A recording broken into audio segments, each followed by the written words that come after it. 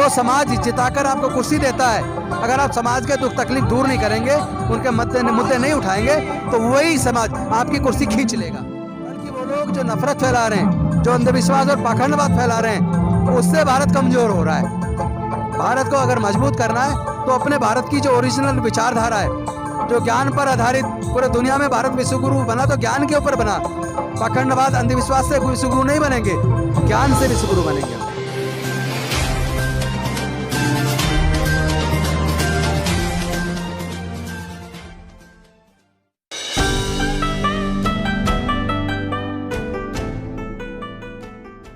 नमस्कार, आप देख रहे हैं NB News 24/7 नीलम बोध के साथ। और आज है हम झांसी रानी रोड।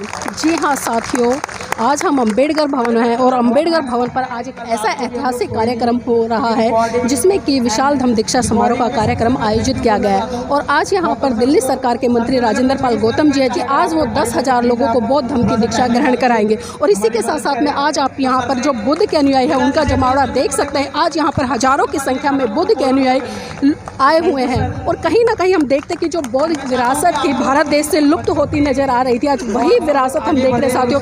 इतने अच्छे तरीके से, इतनी मजबूती के साथ में आज देश के कोने कोने में फैलने का काम कर रही है और फिर से एक बार विश्व गुरु की तरफ बढ़ता हुआ भारत। मेरे साथ में राजेंद्र पाल गौतम जी हैं, उन्हीं से जानना चाहूँगी सर, जिस तरह से आप बौद्ध धम्म दीक्षा का आज ये कार्यक्रम है इसको लेकर चल रहे हो और पूरे देश में एक संदेश दे रहे हैं, तो क्या लगता है जिस तरह से महाकारुणिक या सम्राट अशोक के समय में पूरा भारत विश्व गुरु के रूप में उभरा, तो क्या लगता है कि आने वाले समय में इस तरह का एक दृश्य में देखने को मिलेगा? निश्चित तौर पर मिलेगा, क्योंकि भारत के सामने कोई दूसरा विकल्प नहीं है। और केवल भारत ही नहीं, पूरी दुनिया के सामने कोई विकल्प नहीं है। क्योंकि मानवता जहाँ जहाँ बढ़ेगी उन देशों में शांति स्थापित होगी, प्रगति होगी, खुशहाली होगी।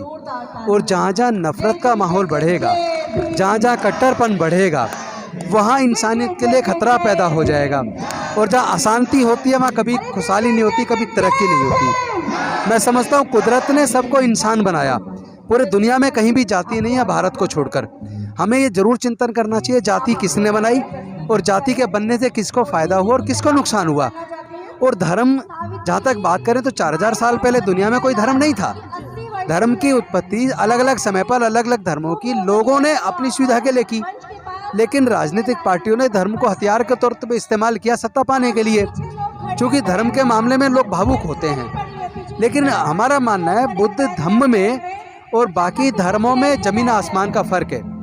धर्म चलता धर्म शास्त्र से, बाइबल से ईसाई धर्म चलता है, कुरान से मुस्लिम धर्म चलता है, और हिंदू धर्म गीता से चलता है, और सिख धर्म आप जानते हैं गुरु ग्रंथ साहिब से चलता है।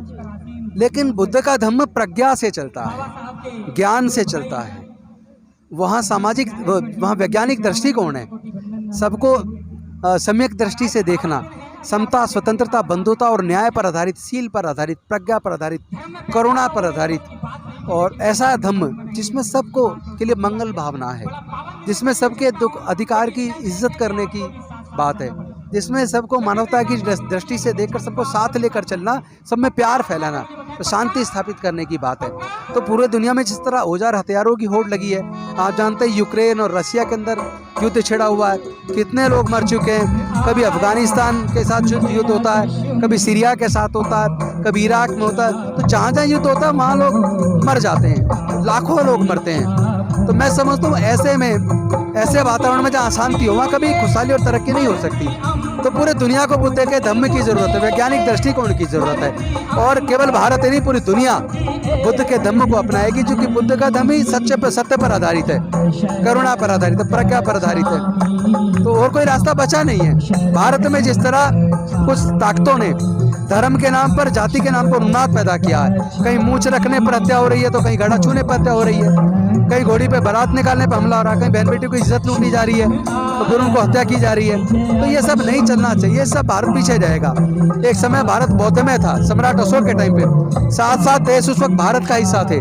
सम्राट महान अशोक, उनके टाइम पे म्यांमार, नेपाल, तिब्बत, भूटान, भारत, बांग्लादेश, पाकिस्तान, अफगानिस्तान, ईरान तक पूरा भारत बौद्ध में था। जहाँ खुदाई करते हैं वो बुद्ध के अवशेष निकलते हैं। जिस भारत को बौद्ध में बनाना है। आज विजयदशमी का कार्यक्रम है, लेकिन हम देख रहे हैं कि ऐसी संस्कृति वाले लोग भी हैं जो कहीं ना कहीं इसको तोड़ मरोड़ कर अपनी संस्कृति के तहत जोड़ने का काम करें। तो ऐसे लोगों को सर क्या संदेश देना चाहेंगे ताकि शुद्ध रूप में ये हम लोगों तक पहुँचे? जो लोग अशोक विजयदशमी का रूपांतरण कर रहे हैं, स्वरूप चेंज कर रहे हैं, वो जितना चाहे सत्य को जमीन के नीचे गाड़ दें, सत्य जमीन चीर कर ऊपर आएगा। बौद्ध में भारत तो बन के रहेगा, कोई दुनिया की ताकत रोक नहीं सकती। सर जिस तरह से लगातार अभी आपने बात की कि भारत देश में जाति के आधार पर अत्याचार शोषण हो रहा है, अभी हमने वर्तमान में देखा उत्तर प्रदेश का एक मुद्दा निकल कर आया है कि एक अध्यापक ये स्टेटमेंट करता है कि नवरात्रों में महिलाओं को संविधान पढ़ लेना चाहिए और हिंदू कोड बिल पढ़ लेना चाहिए, तो उसको नौकरी से हाथ धोना पड़ता है। तो इस तरह की घटनाएं और जालोर की घटनाएं, अभी वर्तमान में उत्तर प्रदेश की एक और घटना निकल कर है, मूर्ति छूने पर बच्चे को पीटा गया। तो इस तरह की घटनाओं को रोकने के लिए बौद्ध हम किस दिशा में काम कर पाएगा? मैं समझता हूँ बौद्ध धर्म में नफरत के लिए कोई स्थान नहीं है। बौद्ध धर्म में प्यार का वातावरण है। बौद्ध धर्म वैज्ञानिक दृष्टिकोण पर है। वहाँ मूर्तियों को नहीं बल्कि विचारधारा को तवज्जो दी जाती है। ऐसी यूनिवर्सिटी के वो अधिकारी जिन्होंने उस प्रोफेसर पे कार्रवाई की है, उनको अपनी उस कार्रवाई को वापस लेना ही होगा। क्योंकि संविधान की बात करना कोई जुर्म नहीं है, ये उनको समझना पड़ेगा। बल्कि वो लोग जो नफरत फैला रहे हैं, जो अंधविश्वास और पाखंडवाद फैला रहे हैं, उससे भारत कमजोर हो रहा है। भारत को अगर मजबूत करना है तो अपने भारत की जो ओरिजिनल विचारधारा है, जो ज्ञान पर आधारित, पूरे दुनिया में भारत विश्वगुरु बना तो ज्ञान के ऊपर बना। पाखंडवाद अंधविश्वास से विश्वगुरु नहीं बनेंगे, ज्ञान से विश्वगुरु बनेंगे हम। सर आप कहीं ना कहीं एक पार्टी का प्रतिनिधित्व भी करते हैं, आपका एक राजनीतिक चेहरा भी है, लेकिन कहीं ना कहीं हम देख रहे हैं कि आप राजनीति कम, समाज सेवा और धर्म की दिशा में ज्यादा काम कर रहे हैं, ऐसा क्यों? देखिए, डॉक्टर बाबा साहब अम्बेडकर जी ने कहा था और मानवर कांसीराम साहब ने भी कहा था, जिसकी सामाजिक शक्ति कमजोर होती है उसकी राजनीति कमजोर होती है। तो हमें समाज की शक्ति का निर्माण करना है, ताकि कोई भी राजनीतिक पार्टी में जाकर चुनाव जीत के जब सत्ता में आ जाता है, उसी समाज को भूल जाता है जिसकी वोट से चुन के आता है। उनको ये एहसास होना चाहिए कि जो समाज जिताकर आपको कुर्सी देता है, अगर आप समाज के दुख तकलीफ दूर नहीं करेंगे, उनके मुद्दे नहीं उठाएंगे, तो वही समाज आपकी कुर्सी खींच लेगा। सर ये भी जानना चाहूँगी, क्योंकि आप लगातार धरातल पर काम कर रहे हैं, हम देख रहे हैं पूरी दिल्ली में नहीं बल्कि पूरे भारत देश के कोने कोने में जाके काम कर, लेकिन वर्तमान में दिल्ली सरकार में 12 विधायक भी हैं जो कि रिजर्व सीट से आते हैं, तो वो किस दिशा में काम कर रहे हैं? वो सब लोग शामिल हो रहे हैं और वो भी सच को मान रहे हैं, वो भी सच्चाई को जान रहे हैं। जैसे राजकुमार आनंद जी मेरे साथी विधायक हैं, यही पटेल नगर से हमारी विधानसभा में।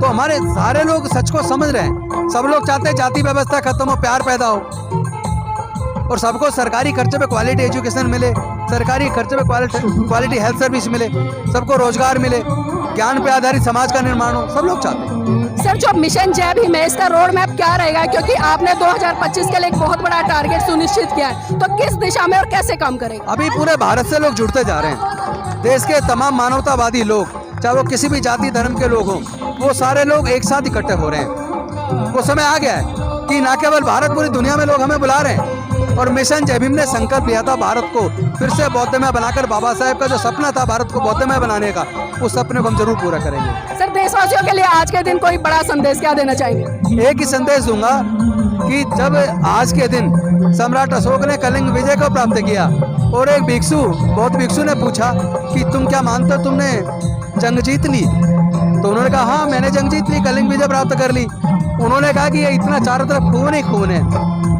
लाशें लाशें हैं, जीवित इंसान दिख नहीं रहे, आपने जीत किस पे हासिल की?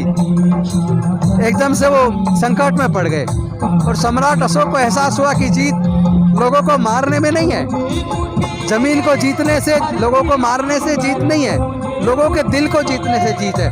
उन्होंने तमाम अपने औजार हथियार त्याग कर बुद्ध के धम्म की दीक्षा ली उस दिन, तभी से उस दिन को अशोक विजयदशमी के रूप में माना जाता है। तो उसी व्यवस्था को पूरी दुनिया में फैलाना है कि औजारों से, जंग हथियार से कभी व्यवस्था मजबूत नहीं होगी।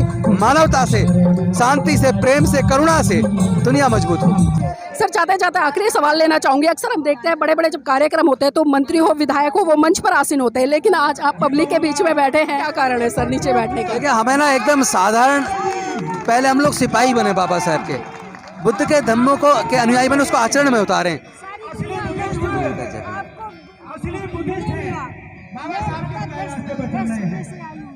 तो एक बार